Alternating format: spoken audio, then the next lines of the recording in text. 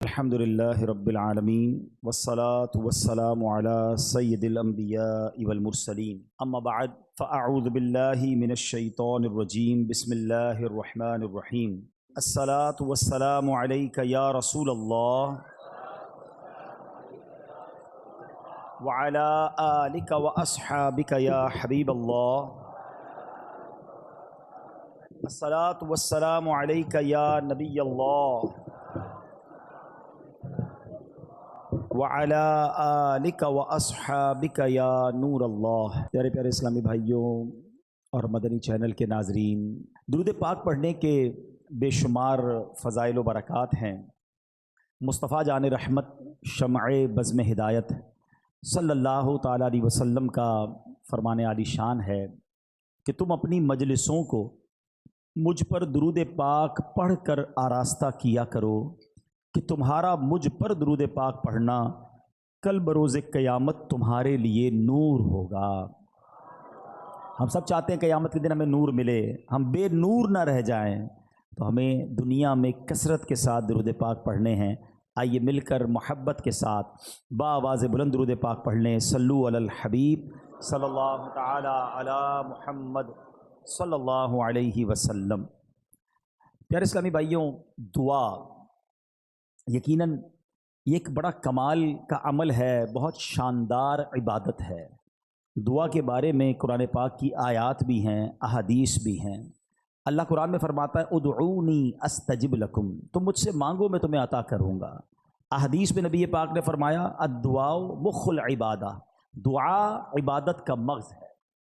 بے شمار واقعات دعا کی قبولیت کے ملتے ہیں، اور اس کے ساتھ ساتھ علماء نے کئی جگہوں پر دعا کی قبولیت کے اسباب بھی لکھے کہ دعا کن کن چیزوں سے قبول ہوتی ہے، کن کن اوقات میں قبول ہوتی ہے، کن کن وقتوں میں قبول ہوتی ہے، کن کن مقامات پر قبول ہوتی ہے، اور دعا سے پہلے کیا کیا جائے کہ دعا ہماری مقبول ہو جائے۔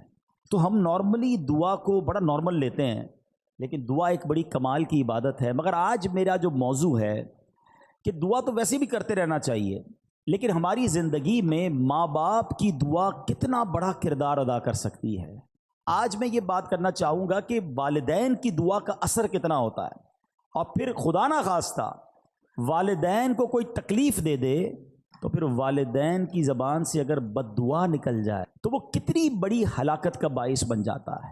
تو آج توجہ کے ساتھ آپ نے اس بیان کو سننا ہے تاکہ انشاءاللہ ہم اس سے بہت کچھ سیکھ سکیں۔ آج انشاءاللہ ہم مختصر وقت میں ماں باپ کی دعا کا ہم پر کیا اثر ہو سکتا ہے، اور بزرگوں کے کچھ واقعات سنیں گے جس سے ہمیں یہ پتہ چلے کہ بزرگان دین کی جب دعائیں ملی ان کو تو ان دعاؤں نے ان کی زندگی میں کیا اثر ڈال دیا، اور انہوں نے اپنے ماں باپ کے ساتھ برتاؤ کیسا رکھا تاکہ ہم سب کو اس معاملے کی کچھ قدر ہو۔ حضرت ابو الحسن خرقانی رحمۃ اللہ تعالی علیہ، بہت بڑا نام ہے اولیاء کرام میں، ان کے ایک بھائی تھے آپ رحمۃ اللہ تعالی علیہ، اور آپ کے بھائی میں یہ طے تھا کہ ایک بھائی ساری رات اللہ پاک کی عبادت کرتا اور دوسرا ماں کی خدمت کرتا۔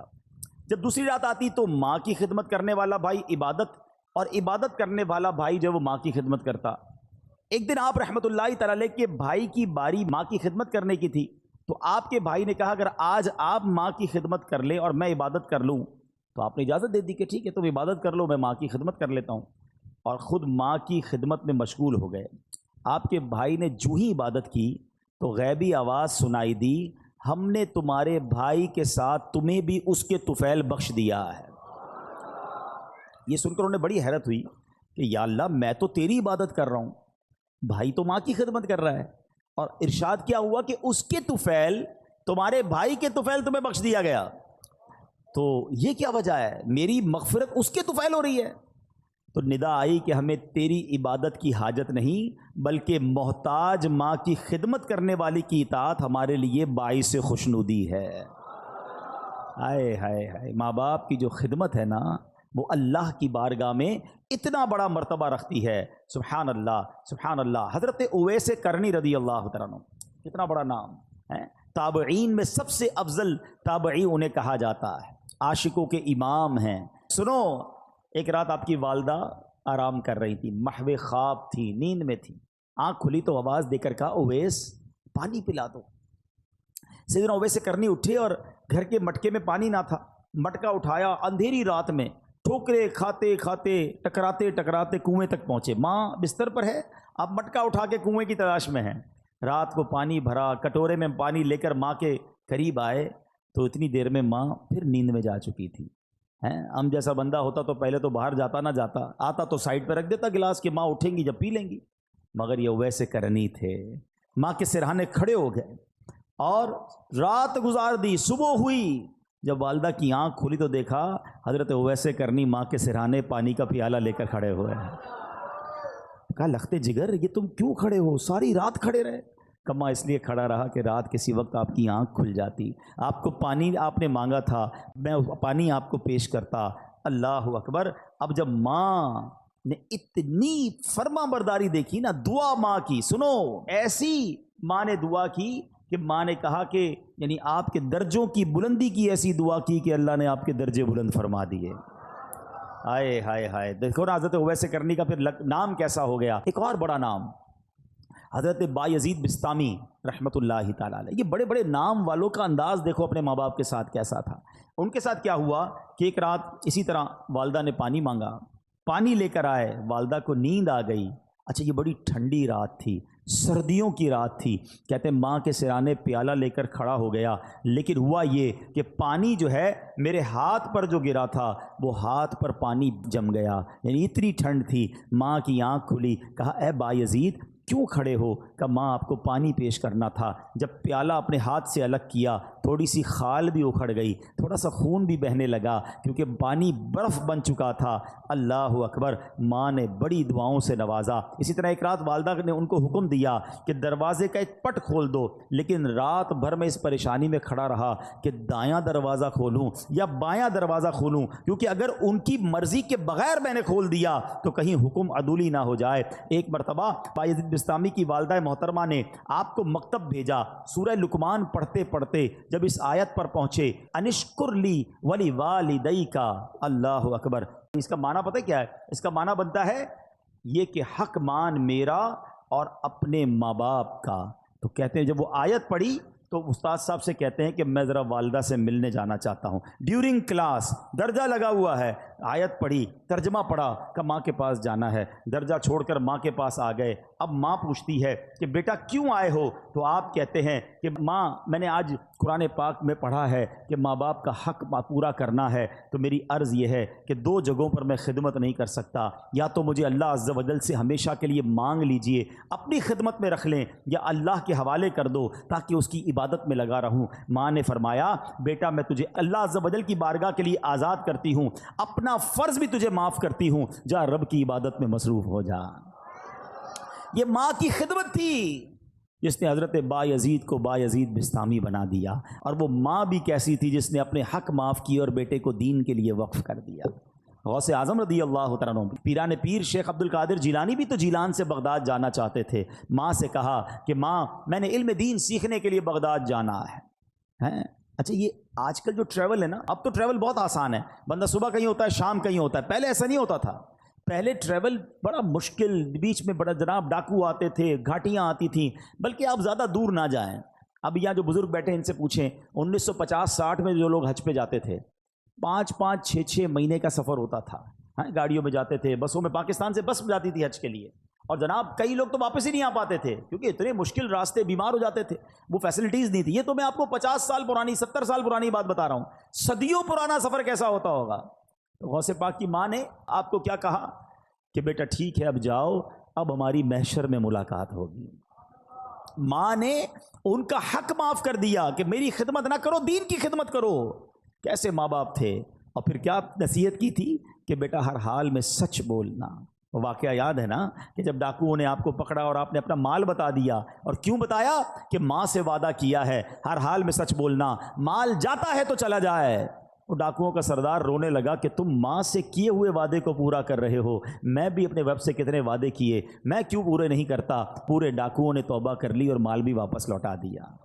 مگر یہ ماں باپ کی خدمتیں تھیں، یہ ماں باپ کی دعائیں تھیں۔ میں تحدیث نعمت کے لیے اپنے والدین کی ایک بات یہاں عرض کر دیتا ہوں، شاید اور والدین کو اس میں ترغیب ملے کہ الحمدللہ میرے دونوں یعنی امی ابو دونوں نے مجھے بہت پہلے کہہ دیا تھا کہ ہم نے آپ کو اپنا حق معاف کر دیا ہے، آپ جائیے دین کا کام کیجئے، کیونکہ میں بہت زیادہ ان کے پاس نہیں بیٹھ پاتا تھا، ٹریول کافی ہوتا تھا، سفر کافی ہوتا تھا، لیکن میں کبھی کبھی ان سے کہتا تھا کہ میں آپ کی اتنی خدمت نہیں کر پاتا، تو انہوں نے یہی کہا کہ ہم نے آپ کو اپنا حق معاف کیا، آپ دین کی خدمت کیجئے۔ تو اے میرے پیارے اسلامی بھائیوں، جہاں بچوں کو یہ حکم دیا جا رہا ہے کہ والدین کا ادب کریں، ان کی دعائیں لیں، لیکن اگر ماں باپ دیکھیں نا کہ بیٹا اگر دین کی طرف جا رہا ہے، اگر دین کا بڑا کام کر رہا ہے تو انہیں سپورٹ کرنا چاہیے۔ ہم نے ایسا بھی دیکھا کہ کوئی بچہ عالم بننا چاہتا ہے، حافظ بننا چاہتا ہے، دین کا کام کرنا چاہتا ہے، والدین اس کا الٹا دل توڑ رہے ہوتے ہیں، سختی کر رہے ہوتے ہیں، نہیں نہیں تمہیں دیندار نہیں بننا ہے۔ اور ہم نے دیکھا کہ ایسے والدین آگے جا کر سر پکڑ کر بیٹھے ہوتے ہیں،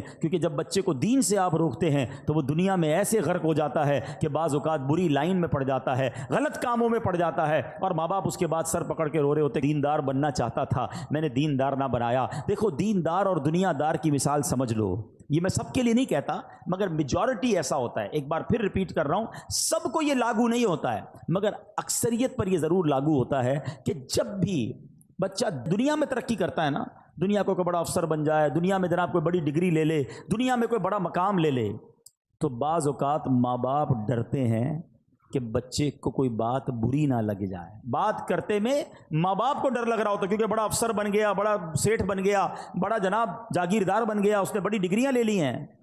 یہ ہے دنیا دار کی ترقی کا نتیجہ۔ اور اگر بیٹا دین میں ترقی کر جائے نا، عالم بن جائے، مفتی بن جائے، دین کا مبلغ بن جائے، تو اکثریت یہ ہوتی ہے کہ بچہ ڈرتا ہے کہ ماں باپ کو برا نہ لگ جائے۔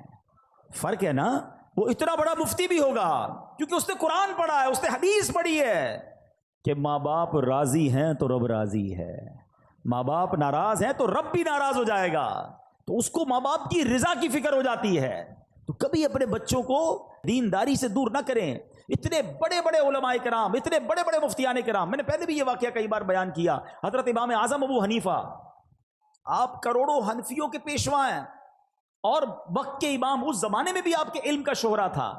آپ کی والدہ جو تھی وہ کسی مسجد کے امام صاحب کی باتیں بڑی شوق سے سنتی تھی۔ تو ہوا یہ کہ ایک بار ان کی والدہ نے کہا کہ جاؤ قاضی ذرا سے جو ہے نا وہ میرے لیے سوال پوچھ کے آؤ۔ امام اعظم خود وقت کے امام ہیں، وہ آپ کہہ سکتے تھے ماں تم مجھے کہہ رہی ہو کہ میں ایک مسجد کے امام سے مسئلہ پوچھ کے آؤں، میں خود سب سے بڑا مفتی ہوں، لوگ میرے اتنے بڑے بڑے تو میرے شاگرد ہیں۔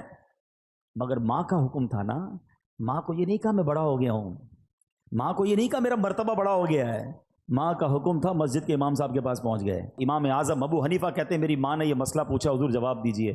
وہ امام صاحب کہتے ہیں حضور کیوں شرمندہ کر رہے ہیں، آپ وقت کے امام ہیں، آپ کو میں جواب دوں گا۔ کہ میری ماں نے تم سے پوچھنے کو کہا ہے۔ کہ اچھا ایسا کریں جواب آپ لکھ دیں، دستخط میں کر دیتا ہوں۔ جواب امام اعظم نے لکھا، دستخط امام صاحب نے کیا، ماں کو لے کر آئے کہ ماں یہ جواب دیا امام صاحب نے۔ کہا ٹھیک ہے۔ تھوڑے دنوں بعد ماں کہتی ہے اب میں خود جاؤں گی سوال پوچھنے کے لیے۔ اب امام اعظم نے کیا کیا، ماں سے بحث نہیں کی، ماں سے لڑائی نہیں کی، میں اتنا بڑا مفتی، اتنا بڑا امام، تم چل کر وہاں تک جاؤ گی، اتنا سفر ہم کریں گے، مجھ سے مسئلہ پوچھ لو۔ ادب، دیکھو یہ ہے فرق۔ دین میں ترقی کی تھی نا تو ادب میں بھی ترقی تھی، تعظیم میں بھی ترقی تھی۔ ماں کو سواری پر بٹھایا اور کوفہ کی گلیوں میں لوگوں نے دیکھا کہ وقت کا امام ماں کی سواری کی رسی پکڑ کر مسجد کے امام کے پاس مسئلہ پوچھنے جا رہا ہے۔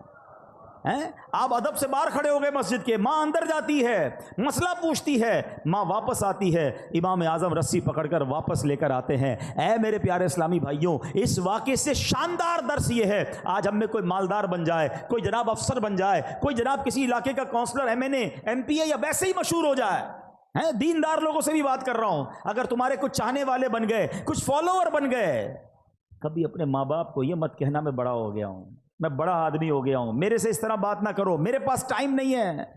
میں کچھ بھی ہو جاؤں اپنے ماں باپ کا بچہ ہی ہوں۔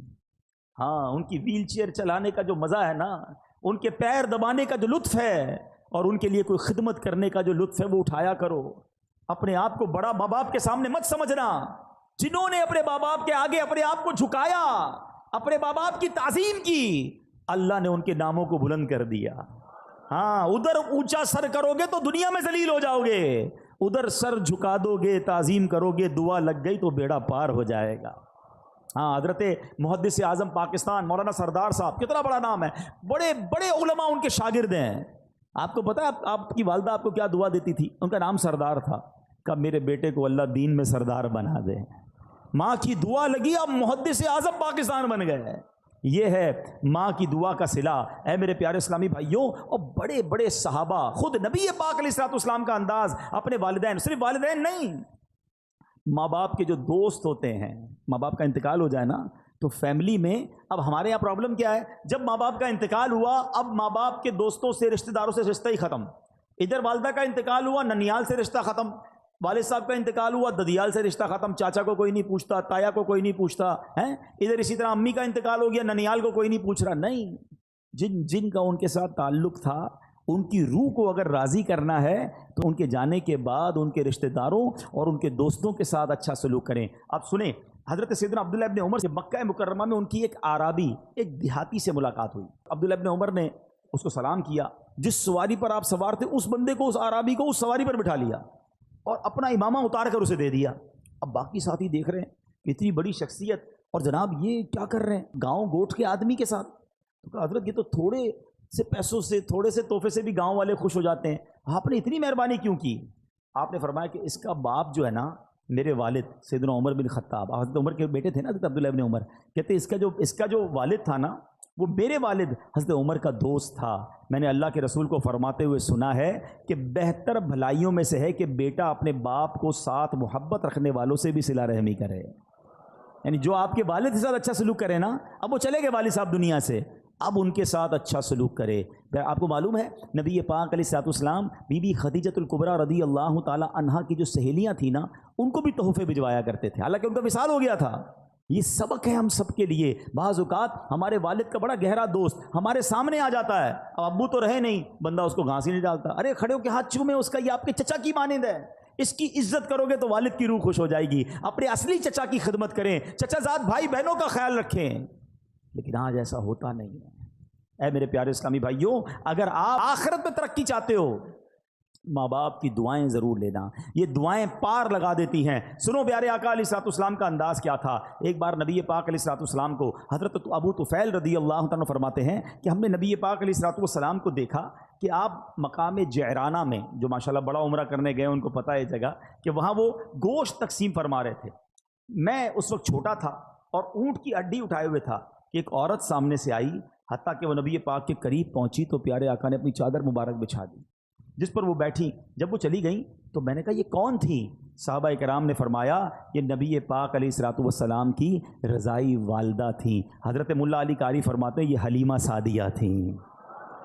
آقا کو دودھ پلایا تھا نا، نبی پاک نے یاد رکھا، اور جب وہ آئیں تو اپنی چادر بچھائی، ان کو سب کے سامنے تعظیم دی۔ اللہ اکبر۔ لکھا ہے کتابوں میں کہ نبی پاک کے پاس آئیں تو آقا ان کے لیے کھڑے ہو گئے، ان کی تعظیم کی، ان کے ساتھ خوش خلقی سے پیش آئے، ان کی خاطر چادر بچھائی۔ اللہ اکبر۔ یہ کتنا بڑا انداز ہے نبی پاک کا، سبق ہے ہمارے لیے کہ اگر بچپن میں کسی نے مجھے کھلایا ہے، پلایا ہے، ساتھ دیا ہے، صرف ماں باپ نہیں، ہمارے کچھ رشتہ دار ہوتے ہیں جنہوں نے بچپن میں ہمارے ساتھ بھلائی کی ہوتی ہے، ہمیں سپورٹ کیا ہوتا ہے، کسی نہ کسی موقع پر بہت سارے رشتہ داروں نے ہمارے ساتھ بھلائی کی ہوگی، مگر ہمیں وہ یاد نہیں رہتی۔ ہماری خالہ ہے، ہماری پھوپھی ہے، ہمارے خالہ جان ہے، خالو ہیں، یقیناً جہاں جہاں پردے کے معاملات ہوں گے ہم ان شرعی تقاضوں کو تو خیال رکھیں گے، مگر حسن سلوک، خیر و عافیت پوچھنا، کبھی کوئی تحفہ بھجوا دیا، اللہ نے تھوڑا مال دیا تو اپنے رشتہ داروں میں تقسیم کیا، یہ شریعت کہتی ہے، اور یہ کتنا بڑا کمال کی بات ہے۔ دیکھو ماں باپ کی بات تو اپنی جگہ، ماں باپ کے رشتہ داروں کا مقام کیا ہے،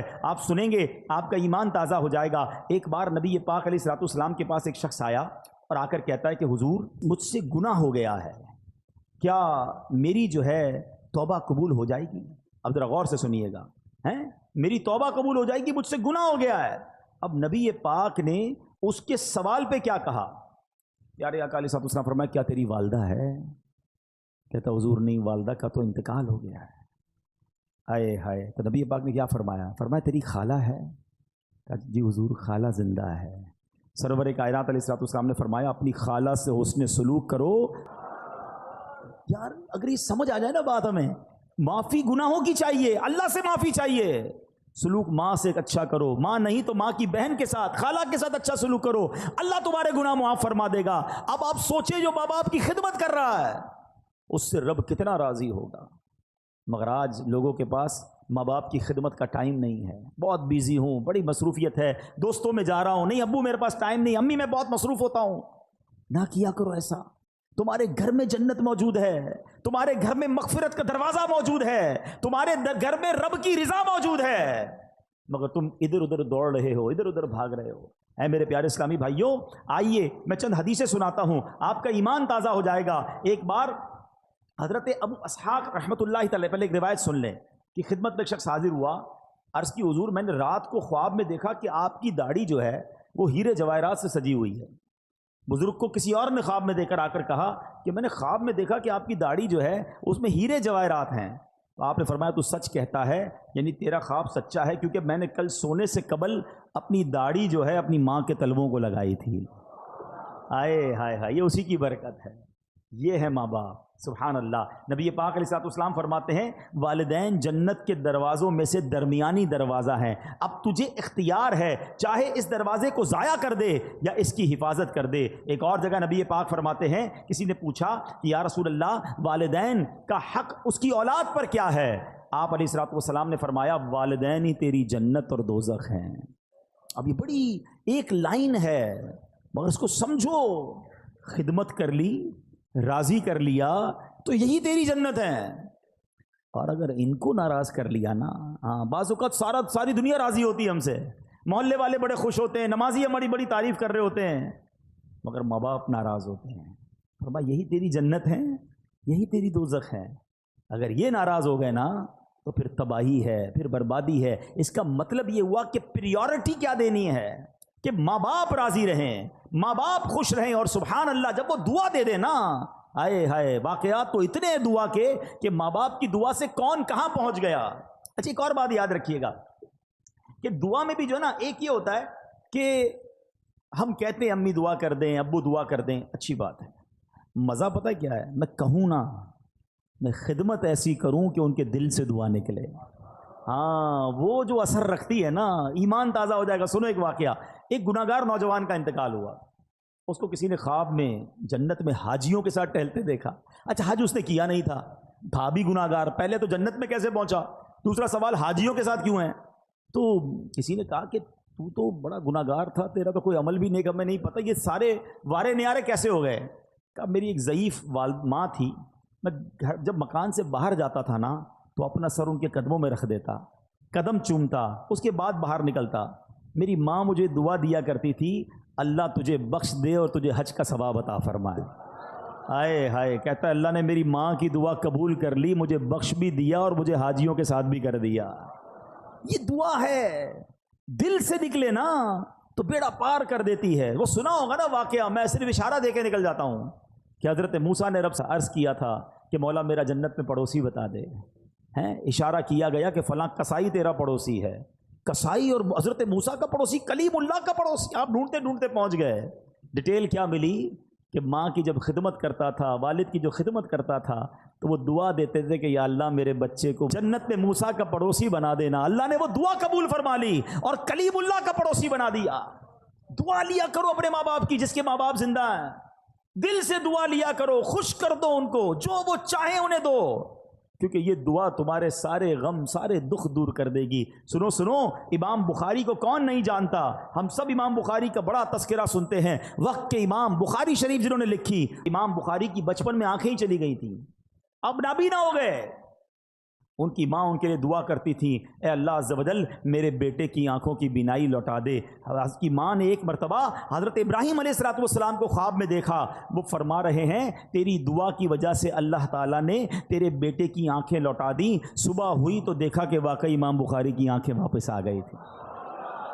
ایسے ہی نہیں کہتے ماں کی دعا جنت کی ہوا، ہاں طوفان ٹال دیتی ہے۔ اور یہ والدین کی جو دعا ہے نا، اس کا جو اثر ہے، سنو سنو احادیث پہ سنو گے تو ایمان تازہ ہو جائے گا۔ سرکار دو عالم علیہ السلام فرماتے 3 دعاؤں کی قبولیت میں کوئی شک نہیں ہے، ہاں مظلوم کی دعا، مسافر کی دعا اور والدین کی دعا اپنی اولاد کے حق میں۔ اب یہاں 2 باتیں بڑی امپورٹنٹ ہیں، ایک تو والدین کی دعا لینی ہے، یہ تو بات چل رہی ہے، مگر مظلوم کی دعا، مظلوم نارملی اپنے خلاف ظلم ہونے والے پر دعا کرتا ہے. ہاں، کبھی کسی پر ظلم نہ کر دینا. اگر اس نے ہاتھ اٹھا لیے نا تو پھر بربادی مقدر ہے.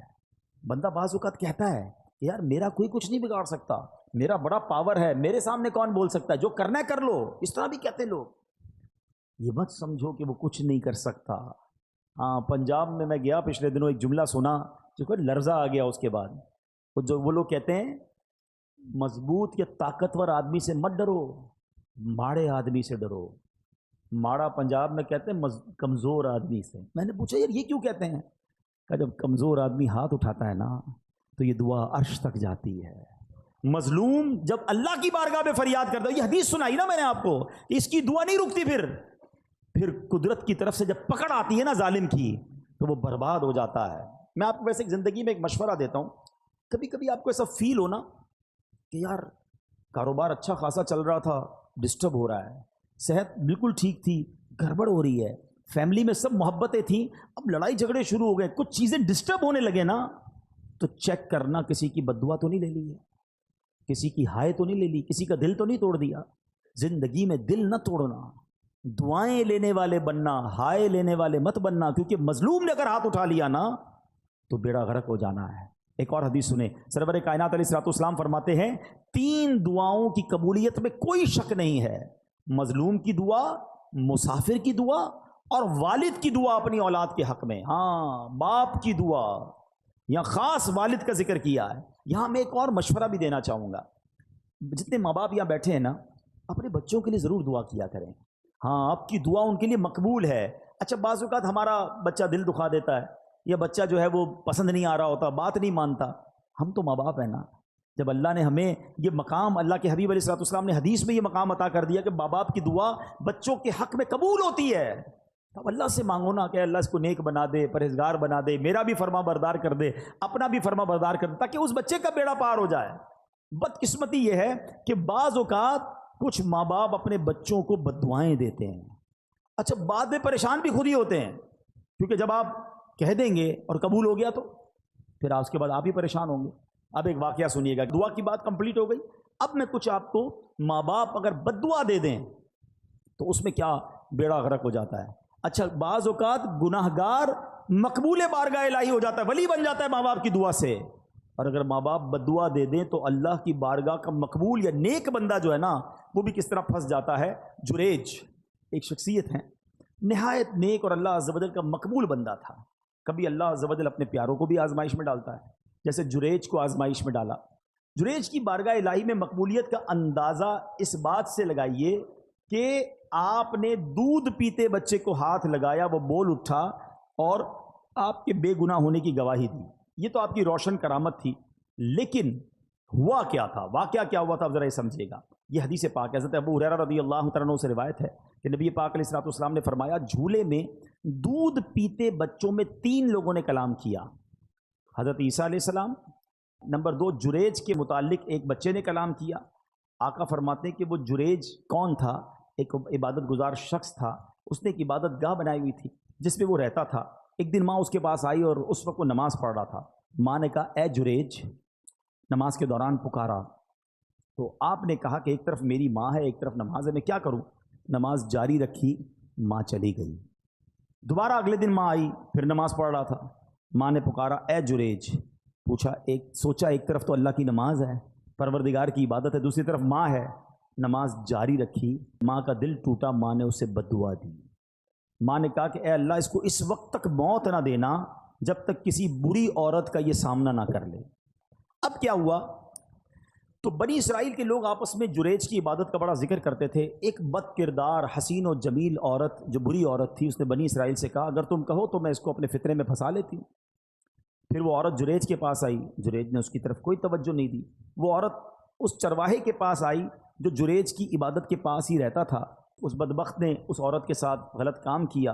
اب اس عورت کے یہاں جب بچہ ہوا تو یہ جا کر اس نے الزام لگایا کہ یہ بچہ جریج کا ہے. لوگ جریج کی عبادت گاہ پر گئے اور اس کو نکالا، مارنا پیٹنا شروع کر دیا کہ تو بڑی عبادت گزار بنتا تھا، یہ تجھ پر اتنا بڑا الزام. اب جریج نے کہا مسئلہ کیا ہے؟ کہا یہ عورت کہتی تو نے غلط کام کیا، یہ بچہ تیرا ہے. جنید نے کہا پہلے مجھے ٹھہرو نماز پڑھنے دو. 2 رکعت نماز پڑھی اور بچے کے پاس آیا, اس کے پیٹ میں انگلی چبو کر دریافت کیا, اے لڑکے تمہارا باپ کون ہے؟ اس نے کہا یہ چرواہا میرا باپ ہے. لوگوں نے آگے بڑھ کر اب جریج کو بوسہ دیا, معافی مانگی, بولے ہم آپ کو سونے کی ایک عبادت گاہ تعمیر کر دیتے ہیں. جریج نے جواب دیا نہیں, تم دوبارہ مٹی سے ہی تعمیر کر دو, جیسے پہلے میری عبادت گاہ تھی ویسا ہی بنا دو. نبی پاک نے واقعہ سنایا. باتیں سیکھنے کو کیا ملی کہ ماں کا دل دکھایا تو آزمائش آئی نا. جو ماں نے کہا ایسا ہوا. یہ تو ٹھیک ہے کہ اللہ پاک نے اس کو آزمائش سے نکال دیا, لیکن ماں باپ کا دل کبھی نہیں دکھانا ہے. ہاں کتنا ہی تمہارا بڑا مرتبہ ہوا نا, اور ماں باپ ناراض ہو گئے تو بہت بڑی مشکل میں آ جائیں گے. اسی طرح زمخشری, یہ معتزلیوں کا بڑا عالم ہے, جنہوں نے کتابیں پڑھی ہیں وہ جانتے ہیں کہ اس کی ٹانگ کٹ گئی. تو لوگوں کے پوچھنے سے کہ کیسے ہوا, تو کہا یہ میری ماں کی بد دعا کا نتیجہ ہے. کہا معاملہ کیا ہے؟ کہا بچپن میں ایک چڑیا میں نے پکڑی تھی اور اس کی ٹانگ ڈوری سے باندھ دی, اتفاق سے وہ میرے ہاتھ سے چھوٹ کر دیوار میں گھس گئی. اب جب میں اسے کھینچتا تھا تو ظاہر ہے اس کی ٹانگ تو باہر آ رہی تھی, چڑیا نہیں آ رہی تھی. تو میں نے ڈوری زور سے پکڑ کر کھینچی تو اس کی ٹانگ ہی باہر آ گئی. چڑیا اندر ہی رہ گئی, ٹانگ اس کی باہر آ گئی. میری ماں نے جب یہ دردناک منظر دیکھا تو بے ساختہ میری ماں کی زبان سے نکلا کہ جس طرح تم نے اس کا پاؤں کاٹا ہے اللہ تیرا پاؤں بھی کاٹے. حالانکہ وہ اس زمانے کا عالم تھا. وہ کہتا ہے بس میں بخارا کے سفر پر گیا علم سیکھنے, سفر کے دوران میں گر پڑا, ٹانگ پر شدید چوٹ آئی, ٹانگ کا زخم ایسا بگڑا کہ آخر مجھے اپنی ٹانگ کٹوانا ہی پڑی. یاد رکھنا, امام بخاری کی آنکھیں آ گئی ماں کی دعا سے, اور زمخشری کی ٹانگ چلی گئی ماں کی بد دعا سے. یہ سمجھنا ہے, ماں باپ کی دعا یہ کمال کا کام ہے, لیکن کبھی ان کا دل مت دکھانا. ایک شخص کے بارے میں آتا ہے کہ ماں نے آواز دی, اس نے جواب نہیں دیا. ماں نے کہا تو گونگا ہو جائے, تو وہ گونگا ہو گیا. اچھا یہاں اب میں واپس اسی پوائنٹ کی طرف آؤں گا. ہم ماں باپ, جو مجھے ماں باپ سن رہے ہیں, بچوں کو میں الگ سمجھا رہا ہوں, لیکن ماں باپ سے میری عرض یہ کہ کبھی بھی بچہ دل دکھائے نا, بد دعا مت دینا. کیا پتا وہ قبولیت کی گھڑی ہو, کیا پتا وہ قبولیت کا وقت ہو اور آپ کی زبان سے نکلے اور وہی کام آپ کے بیٹے کے ساتھ ہو جائے. وہ عورتیں ہماری بہت زیادہ, تجھے کیڑے پڑے ہیں, تو برباد ہو جائے, تو خوش نہ ہو, بعد میں آپ کو ہی تکلیف ہوگی جب بچے کو کچھ ہو گیا تو بد دعا نہ دیں. اور بچوں سے گزارش یہ ہے کہ اپنے ماں باپ کی خوب خدمت کریں, ان کی دعائیں لیں, کیونکہ ماں باپ کی دعا تمہارے سارے غم دور کر دے گی. لوگ بعض اوقات بہت سارے لوگوں کے پاس دعا کے لیے جاتے ہیں, اگر واقعی تمہارے پاس ماں باپ ہے نا, ارے انہی کی قدموں میں بیٹھ جاؤ, انہوں نے ہاتھ اٹھا دیے, طوفان ٹل جائیں گے, مشکلیں آسان ہو جائیں گی. اب آخر میں پیارے اسلامی بھائیوں, اپنے بیان کے اختتام میں ان لوگوں سے کچھ بات کر لیتا ہوں کہ جن کے ماں باپ چلے گئے. اب مسئلہ یہ, ماں باپ تو چلے گئے, اب تو دعا تو لے نہیں سکتے.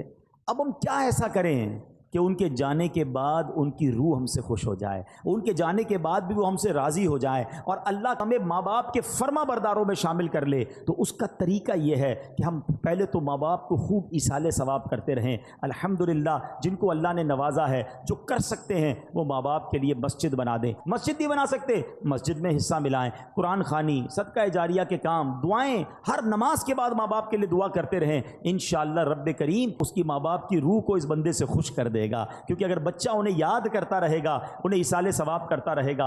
اسی طرح جن کے ماں باپ حیات ہیں, ان کے لیے بھی بڑے پیارے پیارے آداب کتاب میں لکھے کہ ان سے دل سے محبت کریں, ان کو نام سے مت پکاریں, ان کی کنیت سے پکاریں جسے وہ پسند کرتے ہیں. اب جیسے آج کے دور میں ہم امی جان, ابو جان کہتے ہیں, بعض لوگ اپنے ماں باپ کو بھی نام سے پکار رہے ہوتے ہیں. ان سے پہلے نہ بیٹھیں, ان کے آگے نہ چلیں, حتی الامکان ان کے برابر نہ بیٹھیں. اگر وہ تشریف لائیں تو ان کے استقبال کے لیے تعظیماً کھڑے ہو جائیں, ان کو عزت کی جگہ بٹھائیں, ان کے لیے اپنی چادر بچھا دیں, چہرے کی بشاشت اور خندہ پیشانی کے ساتھ, محبت کے ساتھ ان کا استقبال کریں, اپنی بات احسن انداز میں کریں. اگر نہ مانے تو خاموش ہو جائیں, ضد نہ کریں, ناراض ہوئے بغیر ان کی بات قبول کریں, ان سے نرمی سے بات کریں. ہاں یہ بہت بڑا پرابلم ہے.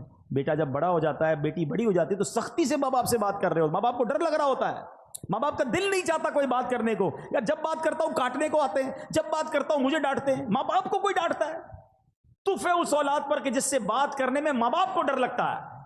ارے ماں باپ سے بندہ بات ایسے کرے جیسے غلام آقا سے بات کر رہا ہے.